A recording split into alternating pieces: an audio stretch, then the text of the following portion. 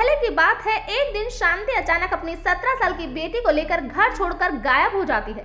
हालांकि वह अपनी छोटी बेटी को उसकी 60 साल की दादी के पास ही छोड़ जाती है, जो कि उस टाइम में 12 साल की थी और उसका नाम दिव्या है। शांति की सास को कुछ समझ नहीं आता कि आखिर उसकी बहू ने ऐसा कदम क्यों उठाया। हालांकि पत्नी को ढूंढने की पति ने काफी कोशिश की, लेकिन पति की इतनी तलाश के बाद भी पत्नी का कहीं कुछ पता नहीं चल सका। मानो पत्नी कभी उस घर में वापस आना ही नहीं चाहती थी।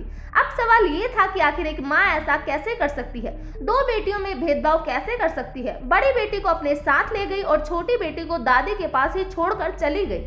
आप भी सोच रहे होंगे कि आखिर माजरा क्या है, ऐसी क्या वजह हो सकती है जो एक माँ ने ये कदम उठाया। दिन बीतते गए, लिहाजा दिव्या भी अब 16 साल की हो चुकी थी। वह अपने पिता रोजा और अपनी बूढ़ी दादी के साथ रहने लगी।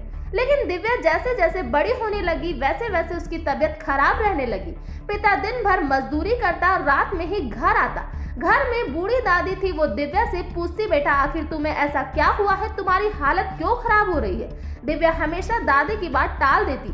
दादी को कुछ समझ नहीं आता कि वो करे तो आखिर करे क्या, पोती को आखिर हुआ क्या है। तभी एक दिन घर में कोई नहीं होता। तभी दिव्या दादी के पास आती है और जोर जोर से रोने लगती है। दादी दिव्या को चुप करवाती है और उसे पूछती है कि तुम्हें क्या हुआ है, तुम इतनी सुस्त क्यों रहने लगी हो। तभी दिव्या दादी को ऐसा राज बताती है जो सुनकर दादी को डबल झटका लगता है। दरअसल दिव्या अपनी दादी से कहती है कि उसके पापा उसके साथ गंदा काम करते हैं। धमकी भी दे रखी है कि अगर दादी को कुछ बताया तो वो दादी के साथ भी यही करेगा और उसे जान से मार देगा।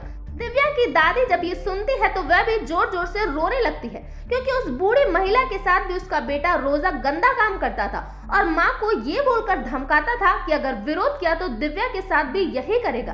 दादी पोती को बचाना चाहती थी और पोती दादी को बचाना चाहती थी, लिहाजा दोनों बाप बेटे की हवस का शिकार बनती रही। रोजा दोनों के ही मजे लेता रहा और दोनों ही इस बात से अनजान रही।